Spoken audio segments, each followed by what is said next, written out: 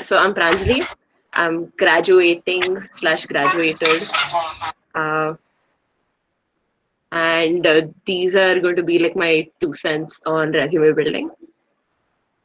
Uh, so yeah, these are the topics I will go over. But before this, I will tell you why what I cover in this resume session might be important.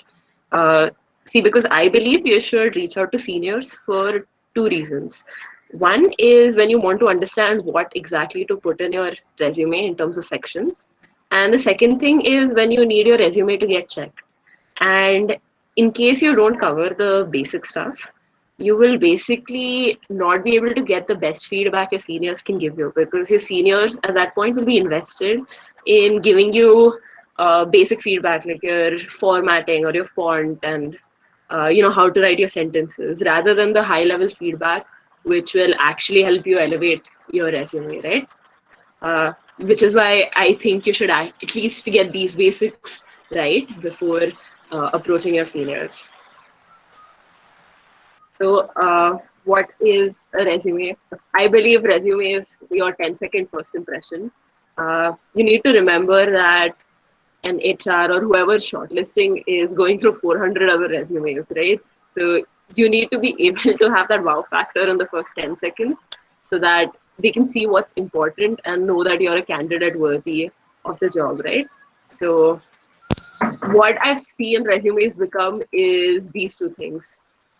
First is it is not a matrimonial biography. So a lot of people to stand out put this long paragraph right up top where they mention their likes and dislikes and their photographs, which is not something you should do.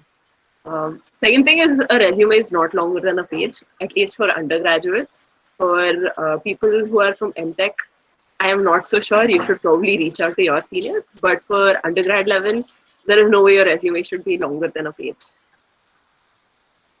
So these are next is like the font rules, like the basic things to set up how your resume should look like. So first is it should be an A4 sheet, and I will press on this a lot because I mean a lot of people I've seen make very stupid mistakes where they will start typing on a letter sheet, and only after they're done with your entire resume they will realize, oh, this has been a letter sheet and not an A4 sheet, and then they'll have to go back and redo the entire resume. So just make sure that on Word you're always setting A4 sheet before you start. Um, and to fit it under a page, there are lots of things you can work with. You can adjust the margins, you can adjust the fonts, you can adjust words. So keep checking thesaurus for words that are shorter, words that are longer, until it completely fits a page, right? And I think a lot of people had queries between this versus a CV. So CV is generally way more detailed. You will mention almost every one of your life details, and that is used for a university application. This is only from a placement point of view. I will try to answer questions, but I'm honestly not the best person to help people out with CV. Next is your font size. Under no circumstance should your font size go below 9 or above 12. Um, 11, 10, 11 is generally what I consider sweet, and it is also pretty readable. So, and of course, for headlines and whatever, for every section headlines, you can increase your font by 1 point or two. So that's a question I get generally after the session. But yeah, so 10, 11 is sweet. 9 is lower end. I would still suggest 9.5 more than 9. And don't let it go above 12. So these are like the more common fonts that I have played around with while picking my resume. So you have the serif fonts, you have the sans serif fonts. I will highly suggest that you apply these fonts to your resume and keep playing around with it. I think I went through at least 4 or 5 fonts before I decided to go with one. You will have to make sure that when you look at your resume, it doesn't look too crowded. I mean, uh, it looks spacious enough so that people are able to pick on the important points, right? So that is why I play around with fonts. Each font will look different for different kinds of templates, different kinds of words, different kinds of formatting. So play around with your fonts. Next is resume layout. So this is like the building blocks of your resume. So before I start going into this, I will suggest that you pick out, you take your Word document or whatever, and you start typing out every single thing you've done so far in Insta. Uh, like whether it be class projects, whether it be certain extra courses that you've gone ahead and done, whether it's like the smallest volunteering activity or you participated in Terry Fox Run or anything like that. Just make sure that you list everything down on. I think it might go up to 2 pages, so it'll be 2 pages worth of content. Make sure you have it with you before choosing what blocks to actually put in your resume. So first is right at the top, you'll have your name. You can decide to put your college name or not. You will have to put your roll number. And I think the placement team will give you a special registration number, which needs to be on your resume. You will not have phone number details, at least if you're applying through the placement cell. But you can play around with anything. You can choose to add Insta logo or not either. Uh, I just think it's refreshing, so I put the Insta logo. So this is something that you can play around with, and you must have seen a lot of resumes like this also. So next is you always start with your academic background. You will have your degree that you're doing here. A lot of people ask me how to put the degree. You can put as BTech plus MTech. You can just put dual degree. You can put BTech. You can choose to mention your specialization separately in case you're IDDD. So the first part, this part can be 2 pages, 2 lines. That's fine. So your education, institute, CGPA, and your expected year of graduation.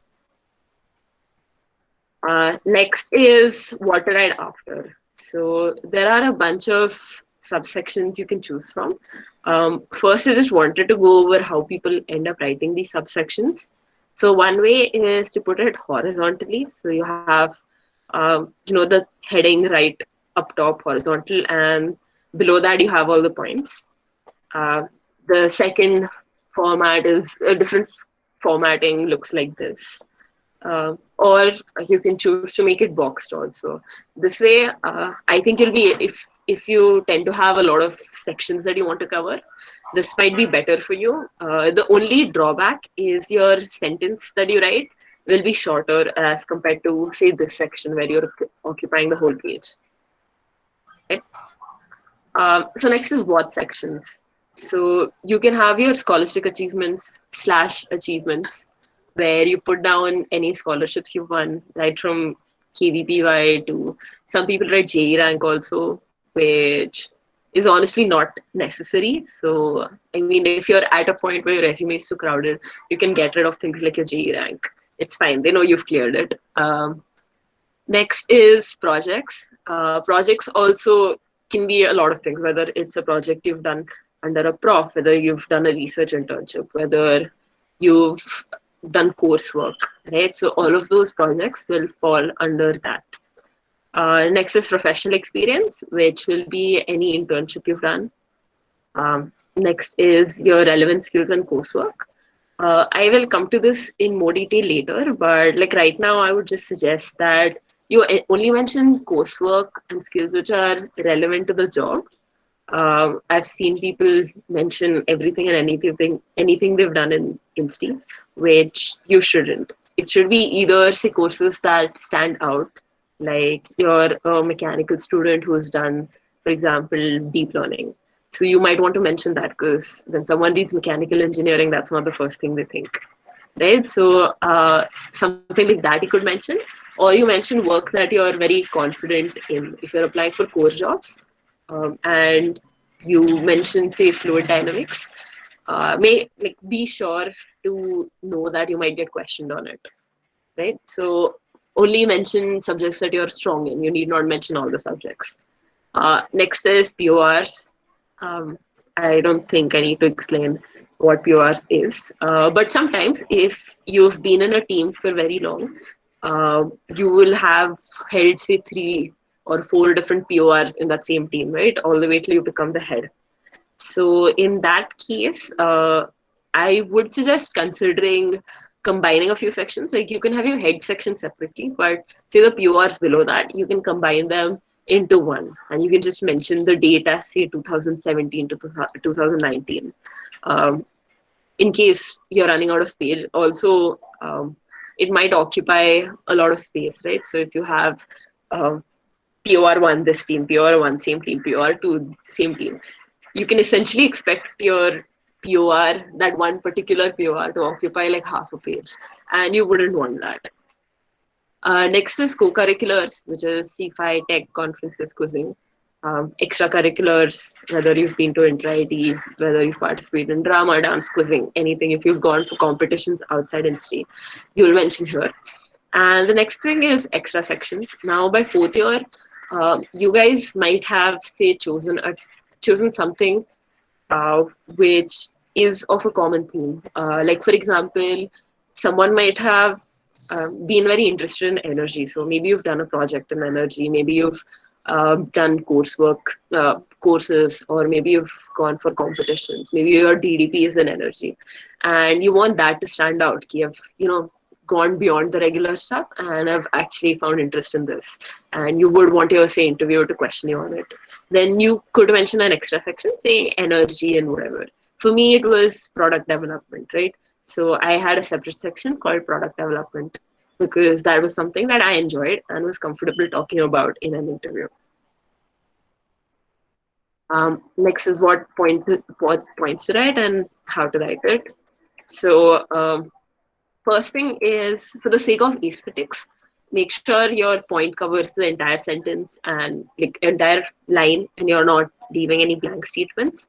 So, for example, there are 2 points here that I've shown, which occupy like less than half a line. One way to do it is you either modify your sentence to, for it to fit in one line, assuming that both your sentences can be combined. If it can't be combined, you can obviously still mention two separate sentences. Just put like a semicolon in between. And that is kind of the way you will try to merge statements or, expand it to one whole line. So next is highlighting. Don't use highlighting liberally. Uh, you want highlights to kind of really attract the attention to things that you want to, let the interviewer or let the HR or whoever's looking at your resume know. For example, here I worked at a very small startup, but my project had something to do with Reliance. So I will highlight the fact that it involved work with Reliance Industries also. Next thing is I reduced energy consumption, but by how much, right? So you will want to highlight numbers. So make sure that you're only highlighting the absolute keywords and not like entire half of sentences. Like you don't need to say collaboration with Reliance Industries. You can just highlight Reliance Industries.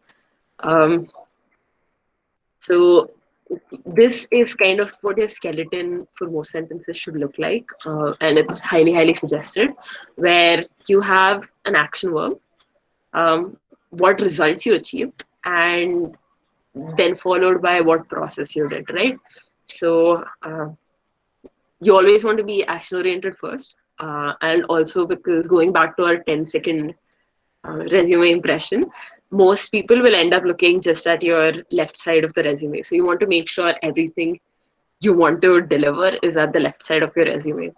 So the way to write it is like, for example, my example here is achieved certain percentage of improvement in the strength of some material through finite element analysis. This is a random statement, but the point here is I used an action verb.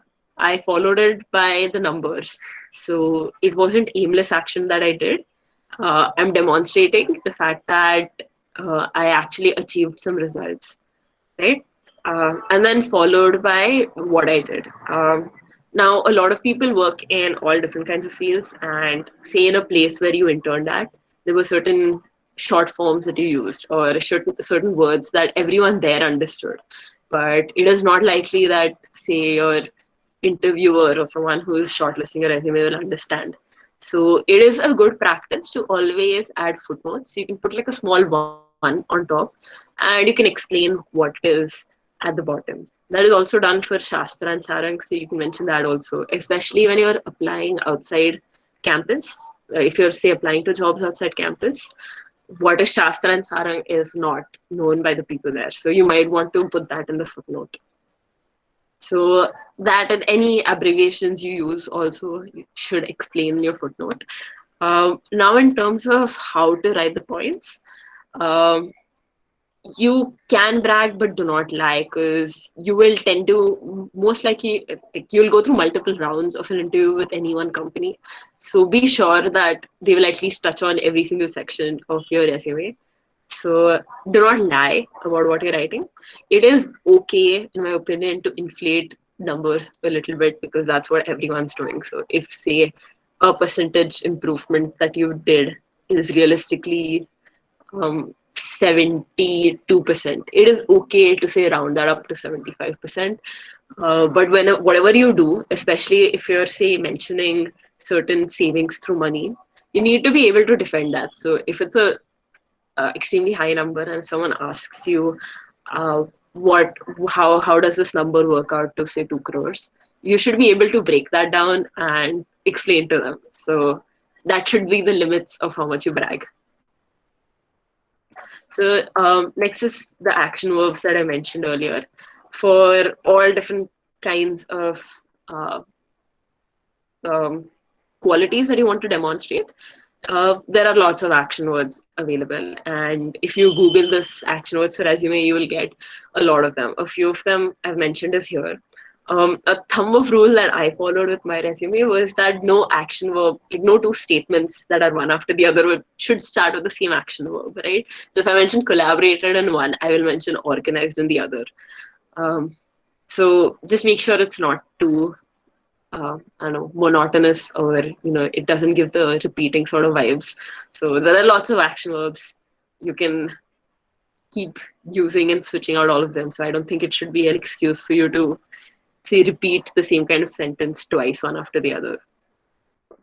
Now, so these are a few common mistakes. So you ideally really, really want to make sure that your achievement is more visible. For example, in the first picture here, I think SpaceX is a much bigger thing than highlighting that you were a part of Team Avishkar, because um, so there are two problems here. One is Team Avishkar is what is highlighted and not SpaceX. Second thing is SpaceX is on the right side.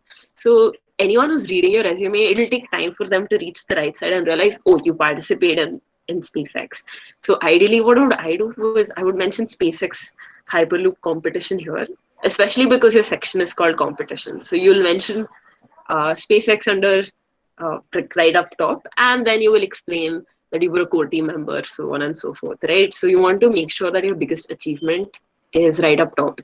I understand that in some cases it might be difficult for you to know what achievement is considered big in the eyes of the company that you're applying to, which is where seniors will come in, right? So if you have your basics set in terms of formatting and kind of what points you want to put out there, your seniors can help you with how you should, play around with your resume so that things that stand out are right at the top. So this is one of those cases. And also remember, this is the biggest achievement from the eyes of the company, not from what you think is your biggest achievement. So keep that in mind. Um, Next thing is readability. So like I'd mentioned earlier, a few people tend to mention each and every course and lab work they've done like this. Now, this is a drag to read, and it's eating up a lot of space in your resume. Ideally, a good practice is to mention, say, 4 or 5 courses. And this should be rather unique courses, right? Not core courses that you've done, because that's expected when you mention your credential, like when you mention your academic background. It is expected that you will have done courses in mechanical engineering. So if it's something different like biomimetic design, or, say, DL, or if it's a certain other statistics course or something else that you've done, which is relevant to the job, then I would suggest you mention that in your courses and skills section. Also, in case you're applying to, say, a core job, you would have done a lot of courses that are, say, related to materials, or a lot of courses related to a certain topic. So you don't need to mention each course separately. You can just use a blanket term saying fluid dynamics or materials instead of eating up space. Again, this section is not compulsory, but it is a good practice for at least core courses or things that include skills, because then you can be drilled on it during the interview. And for certain jobs, they're actually looking for skills, right? So whether you've used SolidWorks, whether you're comfortable with R, whether you're comfortable with Python. So you might want to mention some of your skills. So what recruiters look for? What recruiters look for is very simple. So first thing is your resume should look pleasant to look at. So it should be well formatted, very well uniform. So none of your statements, if you're following margins, certain margins, none of your sentences should say get misaligned or things like that. So it should be very uniform to look at.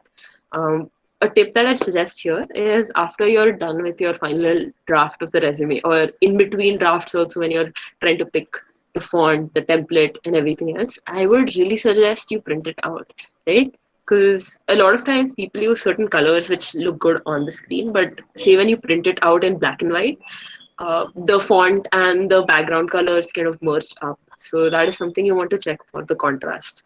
So print it in black and white, print it in color scheme, like print it in color, check the color scheme, check your readability, check printing errors.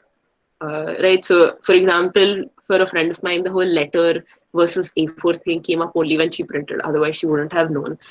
A lot of your Why I tell you this is because a lot of your recruiters will end up printing your resume, the ones that you send online, and will end up going through it. So you want to make sure that it is, everything that you worked on hard is there properly in front of them to look at.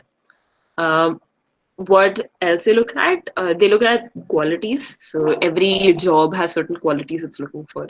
Generally, individual initiatives, the work you've done, as well as teamwork and skills is what they're looking for, right? So make sure you highlight these enough in your resume. Make sure you have certain sections that speak about places where you took initiative, even if you weren't, say, the head of a POR, right? If you even did a group project and if you took up leadership there. So make sure you mention some leadership or initiative. Make sure you mention that you worked in teams at least. In Insta, you would have worked with teams at some point of time. So mention that and whatever else, and I think the placement cell lets you make 5 resumes. So I will really urge you, like right now, kind of to figure out, go through the blue book, kind of figure out what companies you want to apply to. And also, the blue book will have certain things that the company looks for, basic things. So that should give you a good skeleton to figure out what different resumes you want to make, right? So for a core job, your resume will be different because that will focus heavily on projects and things you've done. For say a business kind of role, they might look at initiatives more or teamwork more or extracurriculars more. So you want to highlight that. Sometimes you might have the same sections in your resume for all different kinds of resumes, but the key might be in switching it up, right? So if for a core job, I will want to highlight that product development is something that I'm strong at. So instead of mentioning that at the end, I will mention that at the top.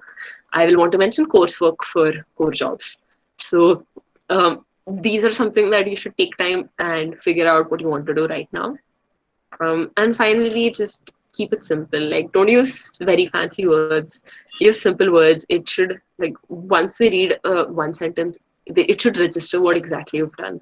It shouldn't. You shouldn't make extra long statements saying and, because that's too much information to keep in your head. So, like, just make sure it's very clean. It's very easy to understand. So this is kind of the Q&A. Um, I had a few questions that were given to me, um, but if those people are here, I'd want you to kind of mention if you have any questions to ask of right now, like you can put it in the chat box.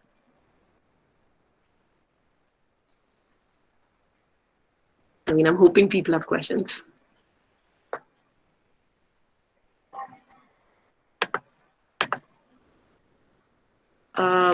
right. So do these apply for PhDs? So like I mentioned earlier, uh, I think the rules that I mentioned are very basic and should be universal to all resumes, except the fact that certain for PhDs you might require a two-paged resume instead of a one-paged one. So that is something I will urge you to reach out to your seniors about if possible. Now, what is a blue book? A blue book is, I think, this document of all companies that the placement team shares. So if you're sitting for placements, you will have gotten a blue book. Otherwise, you should ask for it. Can I put TA experience in resume? You can put TA experience in resume. Um, Say if it's something that stands out though, like if it was TA for a really hard course, or if you were TA for say NPTEL or something like that, because you have to remember that all the dual degrees, all the MTechs, all the PhDs have been TA at some point. So you still might want to stand out. Could you tell us briefly about your interview experience? I don't know. I that should be covered here. My email ID is pranjalimanjrekar@gmail.com. So you can reach out to me and we could talk about that. Um, in extracurriculars and co-curricular section, are we supposed to mention activities that we did in NC only? No, so not necessarily. If, say, back in school, you were the state level champion of something, if it's big enough, I think you should mention that. If you've been part of teams or something back then, you can mention that. And it shouldn't be things that you did in Insti itself, but in like the last few years of Insti, you've participated in things outside. You can mention that there as well. Um, what software is preferable for using resume? You can use any software as long as it gives you the flexibility to work. I found Word to be very flexible because I found it easier to play around with margins. And in places where, say, things did not fit, I ended up using a text box, right? So I can easily put things anywhere and everywhere. I'm not that comfortable with latex, so I didn't use latex. But some people, latex, some people end up using Photoshop also. So up to you and whatever you're comfortable with and gives you freedom. Should address be mentioned in your resume? No. But if you're applying for jobs outside of the placement, like the placement process in Insti, you can mention just a one-line thing about the place that you're from. But I think your phone number and say a link to your LinkedIn profile and your email address is more important if you're applying for jobs outside campus. What would you prefer? Education details in the top half or bottom half, and why? I would ask people to put education details in the top half because you need to realize that people are going through 400 resumes. So they're conditioned to look at certain spots and get the details that they want. So if you throw them off like that, you're eating up time and not in a good way for them. So certain things I would suggest you stick to things that are, a format just so that it's easier for them to get the more important details from your resume. How should we mention contacts from our master's and bachelor in case you have some idea? Generally, what I've seen is people just mention dates. So if you're a master's student, you can mention the period in which you worked, because in your education background, obviously, you've covered what dates, what period you've studied in. So that's a good way to cover context. So I don't necessarily believe in things being chronological order either. So there are certain things that are important. I will mention that up top, and I will have the date at the side. Um, how can we cover drop years? Suppose we spend a year for gate.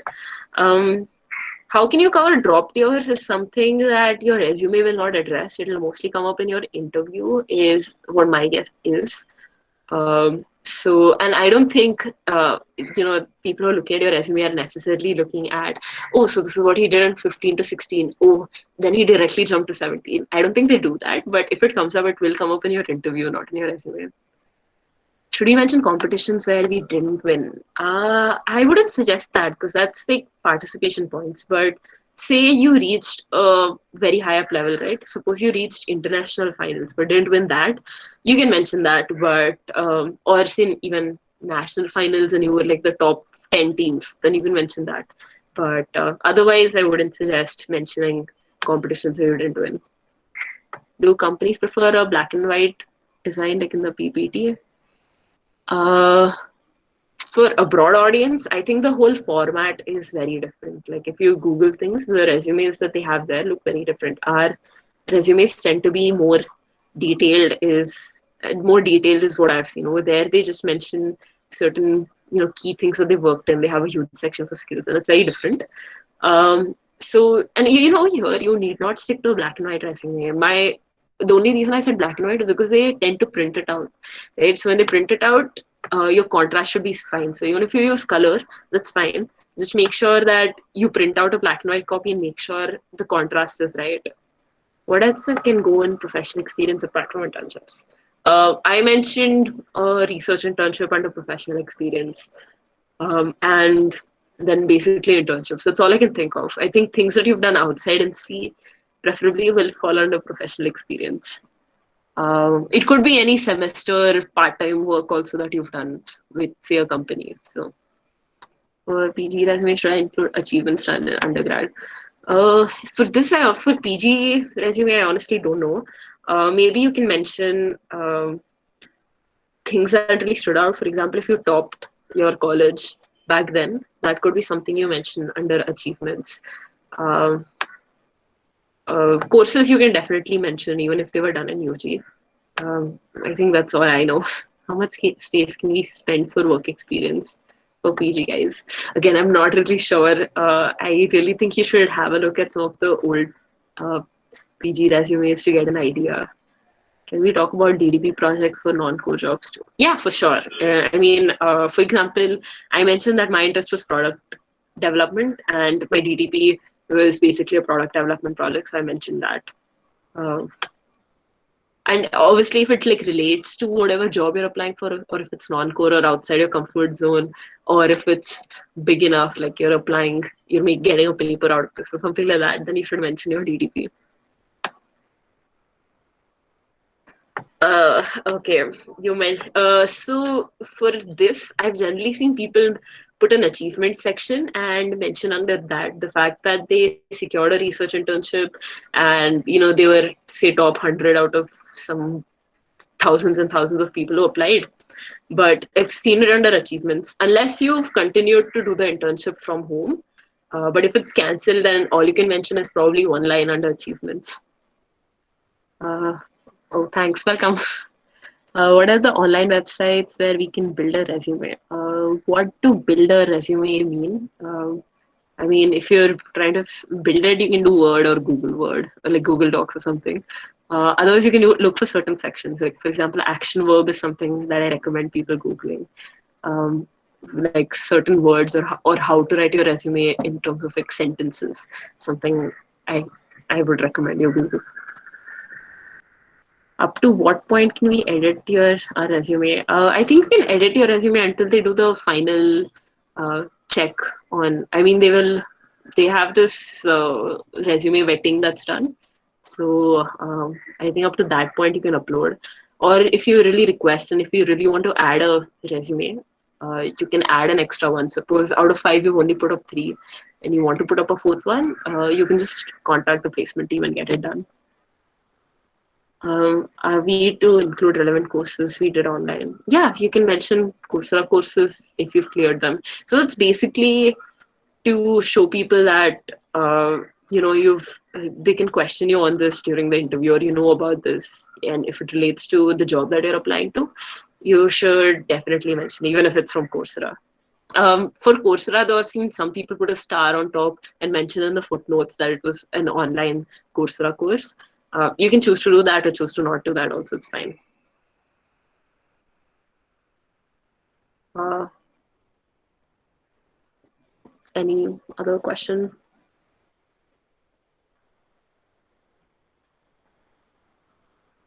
Okay. And I add projects that I've done online. What do you mean by online projects? If you worked remotely from home, that is okay. Um, but apart, like, if it's a course or a capstone project, you could. I don't see the problem with that. You obviously have the certificate and grades to back it up, so You can mention that also. I don't know if they'll occupy like a huge part of your resume, though. You might want to summarize that in a few lines rather than it being something blown up. It shouldn't be like a center pointer of your resume. Like other websites like Claytech where you can create your resume. Not that I know of. A lot of people use Google Docs for online. Another hack is people find it comfortable to do their resumes in spreadsheets, which is not something that I do, but for me it was easier to create tables. So when I made my resume, I created a table on Google Docs and I filled it that way. It was just easier to mention, like maintain distances and stuff. What do we keep in mind when uploading resumes for off-campus jobs? I think that sometimes resumes are outright rejected. So outright rejected, I don't know.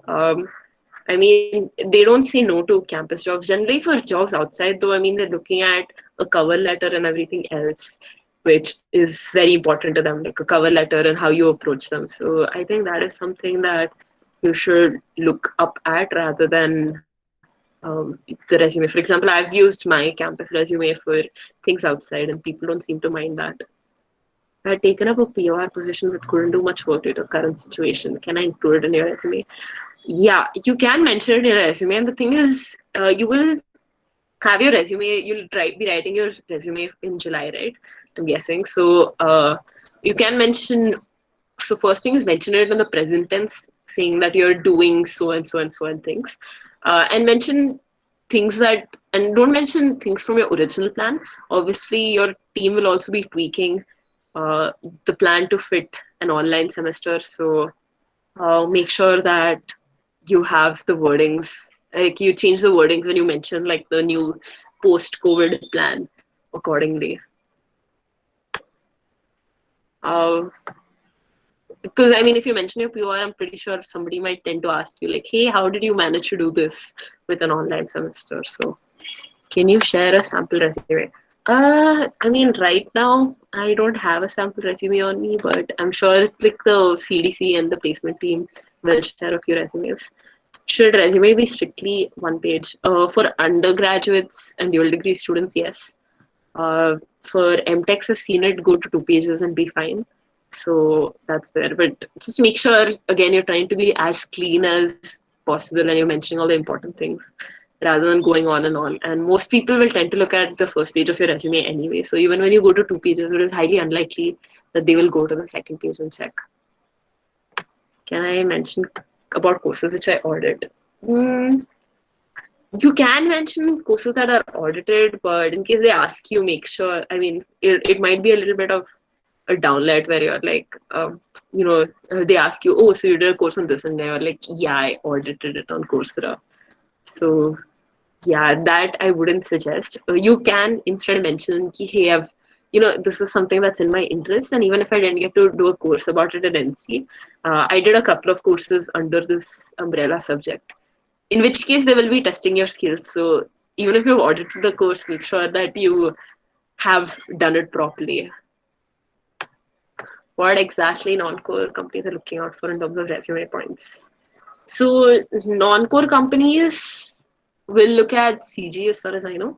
They will look at what internships you did in the past, with which companies and what roles were you in. And they will look for a very colorful extracurriculars and POR section, right? So where you've been in some leadership position, where you've done like a bunch of extracurriculars. That is something that I think they look for. And non-core companies are looking for skills. So they generally want people to work with some softwares like R or Python or things like that. So based on the role that you're applying to, see what skills is also relevant so that you can mention that. Is it advisable to include little graphics in the resume? Example for thick lines with decent colors. Yeah, you can do that. The graphics in terms of like playing around with the skills, that's like the template formatting that is allowed. Don't put your picture in. Don't put pictures of things in. You can even put in logos of companies if it looks good. I've seen people do that. That is the extent of the graphics that you can do. Um, Is there can we mention projects that I've done on my own for which I don't have a certificate? You can do that. Just when you put your project name, just put like project so and so, and in brackets I would say something like a self, like in brackets. If you can mention self or something in a smaller font, that'll be nice. Obviously, it should have led to something.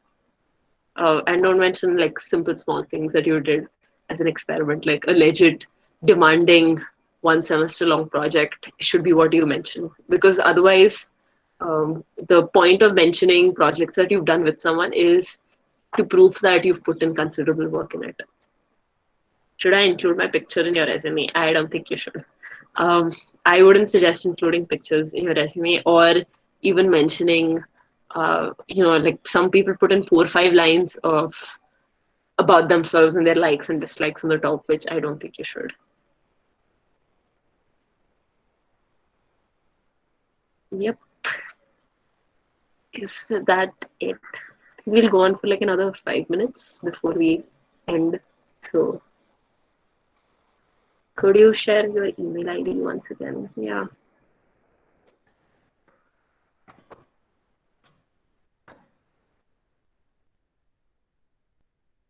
But again, like I'm a better person to ask questions to as and for like undergrads and dual degrees. For MTechs and PhDs, I'm honestly not the best person.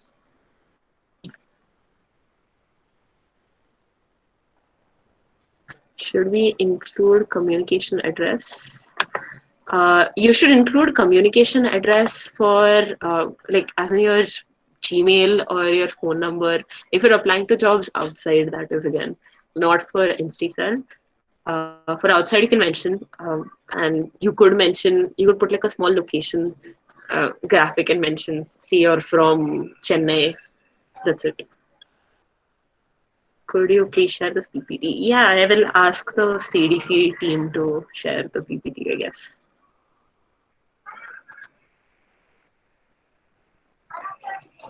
Regarding our on-premise,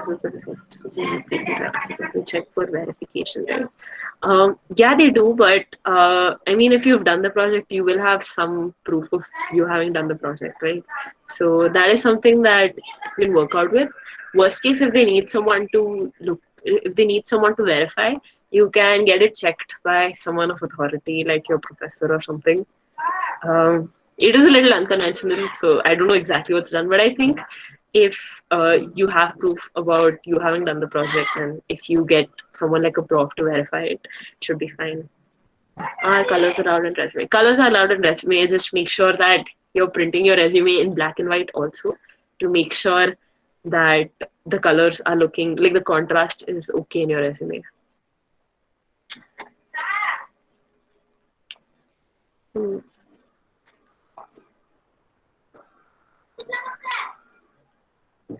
So I think that's it. So yeah, I hope this is helpful for everyone. Um, cool. I will take leave then. Can you share any links in the resume of significant work like thesis? Uh, you can, but the thing is, most people will print out your resume, so it won't be seen. You will have to do that for your master resume though. You you can mention links, but it will be things that are like hyperlinks. So you'll have like a click here thing.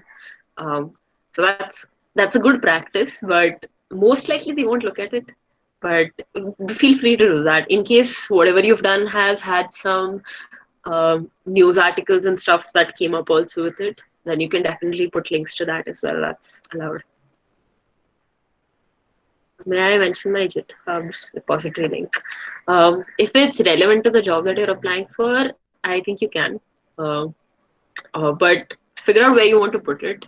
If you want to put it at the top, I think it should be okay if you put it at the top. Also, if your entire profile is more leaning towards like the coding related side of things. Otherwise, for a certain project, also if you're mentioning it, you can just put a click here at that project place.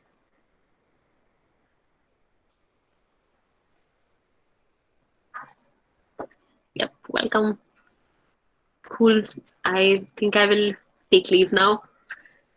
Bye bye, guys, and I wish you all the best for placement process.